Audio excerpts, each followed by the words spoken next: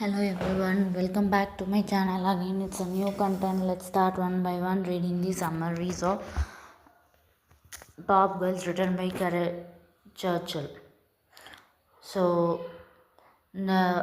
what they are saying is there are three acts in the play. Act 1 is dinner party. Act 2 is reality at Top Girls Employment Agency. Act 3 flashbacks of Marilyn's past history. So let's start one by one reading the play. History. It's taken from the topic called Women's Writing in English second year. The play begins with a fantasy dinner hosted by Marilyn to celebrate her promotion. She invites a famous and mythical women from history such as Pope John, Isabella Bird, Lady Nijo, Griselda, Dulgret. So இதிலலாம் வந்து என்ன சொல்ல வராங்கன்னா இந்த 5 பேரை வந்து dinner பார்ட்டிக்கு invite பண்ணுறாங்க. அதுக்கப்புறம் வந்து என்ன நடக்குது, their overlapping dialogue reveals stories of emotional suffering, suppression, forced parenting, sacrifice and male control. The scene symbolizes how women throughout history has paid personal cost for survival or success. So இந்த 5 பேருமே வந்து எவ்வளோ ஹிஸ்ட்ரியில் வந்து பாடுபட்டிருக்காங்க.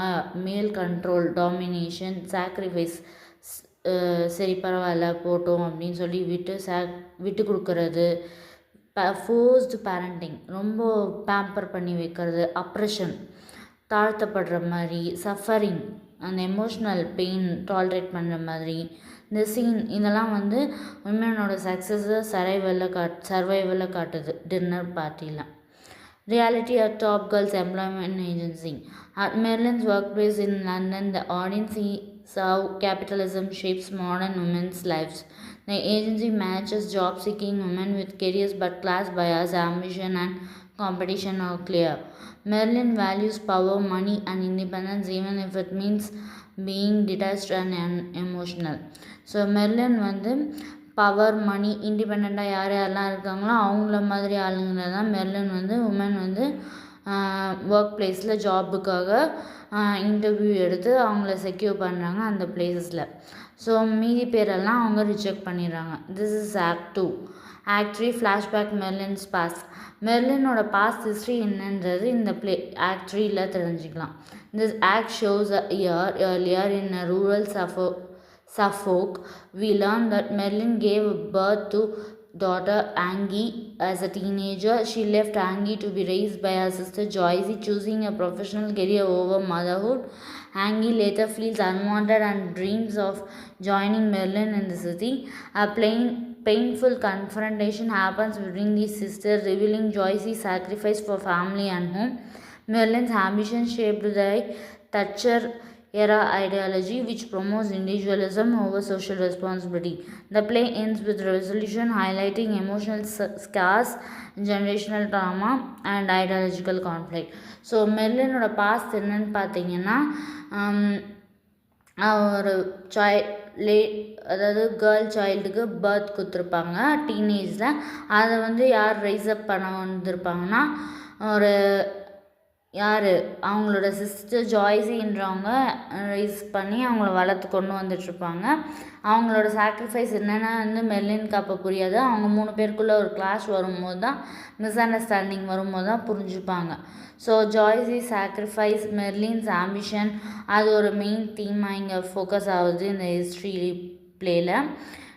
இந்த பிளேயோட themes என்னென்னு பார்த்தீங்கன்னா emotional scars, generational trauma, ideological conflict.